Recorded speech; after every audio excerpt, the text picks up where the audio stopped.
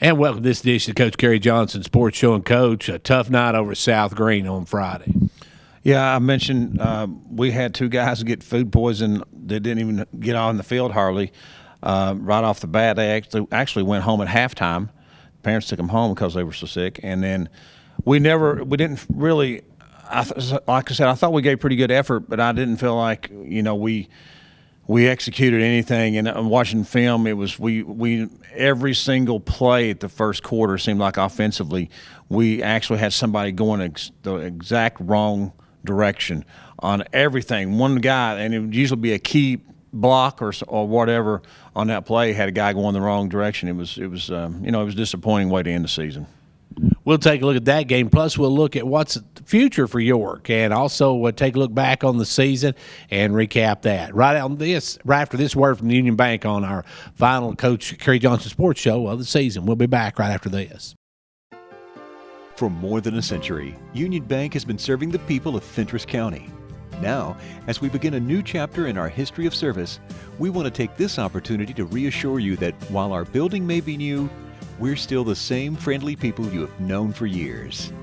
Union Bank, the same people, the same goals, and the same commitment to you. Union Bank, your locally owned hometown bank for more than a century, growing to meet your needs. Equal Housing Lender, member FDIC. And back here with Coach Kerry Johnson. And Coach, it was almost like they knew the playbook. I mean, they were taking the handoff almost. Yeah. I found out they did not have a game the last week of the season, so they had 2 weeks to prepare for us. They saw us in person at Rockwood, and so we played pretty well at Rockwood, and they saw us at our best. And then they obviously had film on us probably for Clay County, and saw us at one of our worst. But they definitely had our number that night, and we had no answer for them. Pretty much offensively all night, we didn't. The only time we had a chance to get anything going, we'd obviously get a penalty. And so, it's hard to overcome, especially a good football team. Well, as you look back on that game, of course, your offense, you mentioned didn't get, but only I think 8 yards total offense. It was just like they were ready for everything, and they were a lot quicker than maybe we expected. Yeah, I think somebody told me we had 15 yards offense. I think we had 2 first downs. I'm not sure. I didn't look at the stats. I have watched the film on it. They weren't.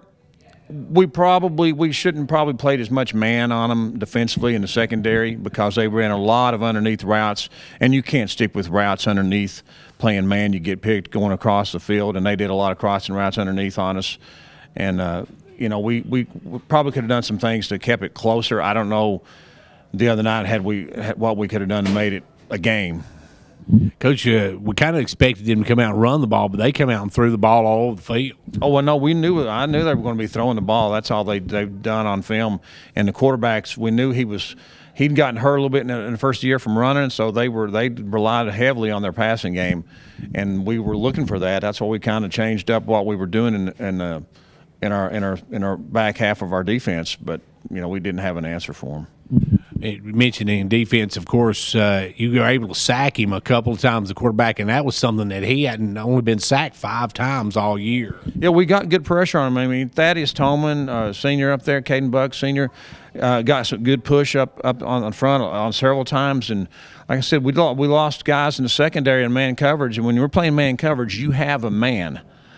And you can't take a look back in the backfield to see what's going on back there. You got to stay with your man. And we did that 2 or 3 times on film. I noticed our guy took a look back to the secondary or towards the line of scrimmage to see what's going on in the backfield. And their guy will drift away from him and come wide open. And we did that several times, But that's not enough preparation on playing man.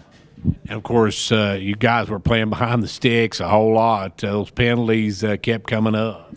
Yeah, the very first kickoff of the game, we have the ball at midfield and have a block below the waist penalty caught on us. So we're back at the 35, and we were already in plus territory before that, and so had a chance to maybe score first, and just never got anything going.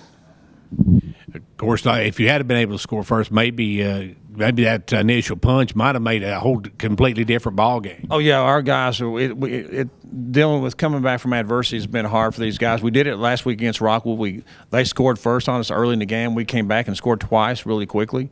But it just wasn't going to be our night. It was one of those nights. It just it was frustrating. Well, the Dragons wrap up their regular season, wrap up the season completely on Friday night. We'll take a look back at this season, plus we'll look ahead at what's coming next year, right after this word from the Union Bank. For more than a century, Union Bank has been serving the people of Fentress County. Now, as we begin a new chapter in our history of service, we want to take this opportunity to reassure you that while our building may be new, we're still the same friendly people you have known for years. Union Bank, the same people, the same goals, and the same commitment to you. Union Bank, your locally owned hometown bank for more than a century, growing to meet your needs. Equal Housing Lender Member FDIC. And back here, Coach Kerry Johnson. Coach, this year has been a year of ups and downs. It's been some times struggles and other times some really good play, but you had some bright spots in this season. Yeah, there was in preseason we were kicking on off, firing on all cylinders in preseason. Our preseason games we looked pretty good. I won't say we looked great, but we won both our preseason games in fairly easy fashion. We had threats all across the field in our receivers, and then before we even get to our jamboree, we lose Mark Mitchell. And then the second week, we lose Aiden Sweat-Thomas. And then Barger is also injured on and off a lot all year. So 3 of the 4 receivers we were struggling with. So we almost revamped the whole offense midway through the season to try to compensate for that. And it showed at times. Obviously, we never, there's several games we struggled getting anything going. But, we did a lot of good things as well. And I think there's flashes of what we can be that showed up at times. Coach, you had a few seniors. That's the one thing, only a few seniors on your roster, so you got a lot of kids coming back. Yeah. Caden Buck, Thaddeus Tolman, Nathaniel Fisher.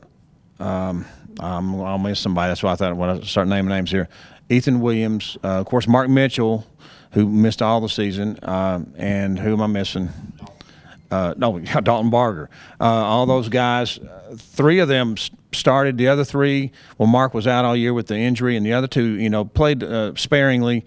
So we're losing 3 guys out of the starting bunch there. So that means we had 8 other guys that's going to be on the field. So we got a lot of guys returning, and Mark is one. We're trying to get Mark, since he missed a lot of his junior year too, and his age-wise, he's younger than he should be. We're going to try to work on a hardship, possibly. He might can get him back. I don't know how that doesn't work a lot of times in high school, but under the COVID situation and everything that happened to him, we might can do something about that. We'll see going forward. You're coming back though with your nucleus of your offensive line. You got some good play this year from all your offensive line. You're losing Caden Buck, but you got a freshman come in, Michael Walls. He's played well. You've got your quarterback, crew back, your backfield back. You got a lot of bright-looking players for the future. Yeah, if we can have a good off-season workout, and this is going to be the first time that I've coming in my 3rd year, but it'll be the first off-season I'm going to be able to be with them the whole time. In fact, I did softball up until this year. So I'm going to be over there and be able to be over there with winter workouts with those guys, and hopefully it's going to be a lot better off-season workouts than we've had in the last year or so, and come out and be ready to go in the spring. And look forward to. We have the same schedule next year, just flipping where we're playing the teams from. So we're hoping that we can have a good off season. And there's no saying that championships are won during the off season, and that's the heart of it. Yeah, you got to bust it out there, and you got to have your mind. You got to be focused on what's down the road and fall and prepare your mind and body for that. And I would like to say we do have all region was announced the other day, and we have 4 guys on the all region team. Dalton Barger made first team, Caden Buck and Miles Lefeview. Thaddeus Tolman. Thaddeus actually was runner-up for a Defensive Player of the Year in the region, and then we also had Caden Stover was Special Teams Player of the Year. So we had 4 guys on the all-region team, and Caden Stover got Special Teams Player of the Year. And you got most of those kids back. Yeah, all those guys back, except for we lost 3 of those guys are seniors, but we have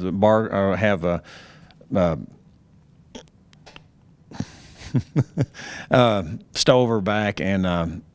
Who else did I say was on it? Lefeview, Miles. What's my train of thought here? So, Coach, despite how this season ended, a lot of folks coming into this season had high hopes because they had a new district. But I think you found out the new district ain't no pushover. Oh, this district is a lot. This district or region is just as tough as the one we came from. We have had fewer teams. The great thing about it I thought, was the proximity of the games. We didn't have to travel to Sequatchie and to Grundy. Oneida, Monterey, Rockwood, all those teams could finish well in the region we came from as well. So from last year, they could easily beat some of those teams we played in that region. So as far as getting an easier region, we didn't get an easier region. We just got a better region for crowds at games and close proximity. And, of course, you guys played with everybody in this district as well, and most of them you had a good shot at beating. Yeah, we were in every, Oneida, we felt like we got the lead on them in the third quarter, and we had a couple of bad calls go against us in the first of that game, and got the lead on them and thought we had a chance. We had them on a fourth down, and we jumped off sides and gave them the ball back, and they scored 2 plays later. I think we could have pulled that out had we not gave them the penalty right there, and maybe went up to them on 2 scores. But that's hindsight's 20/20. So, Coach, though this season's over, we got a lot to look forward to, and looking forward to bigger things coming next year. Yeah, I hope that this is something. These guys at 42-0 score the other night. I hope we told them to look at that scoreboard, and that should leave it. They don't want to be there again at this point and next year, and to build on that, and to keep that in mind every time you're in there and you're getting tired and you don't want to do that extra rep on the weights. Think about that score. And I know you got a lot of folks that's helped you out this season that you'd like to thank. Oh yeah, we had several volunteer coaches this year that helped out, and a lot of times though that's good and bad. And sometimes you don't have them all there at once, and that's always an issue. But volunteer staff was Richard Talent, Chad Lefew, Malcolm Strong, Tim Delk, Anthony Delk. I'm sure I'm going to leave somebody out here as well. Of course, our regular staff that's paid assistants is Josh Schultz, Vic Wheaton, Adam Bowden, and Shane Mundy. Don't leave anybody out. I don't think so, Coach. But we're wrapping up this season. It's been a tough one, but we thank you for joining us all season long, and looking forward to seeing what happens with York in the future. I appreciate Glenn Rexroad. I did leave somebody out. So, Glenn, we didn't mean to leave you out, Glenn. And we appreciate everybody joining us all season long. Be sure to turn out next year. We're going to see what the Dragons do in 2022. Until then, for 15104 Sports, I'm Gary Clark. See you at the game.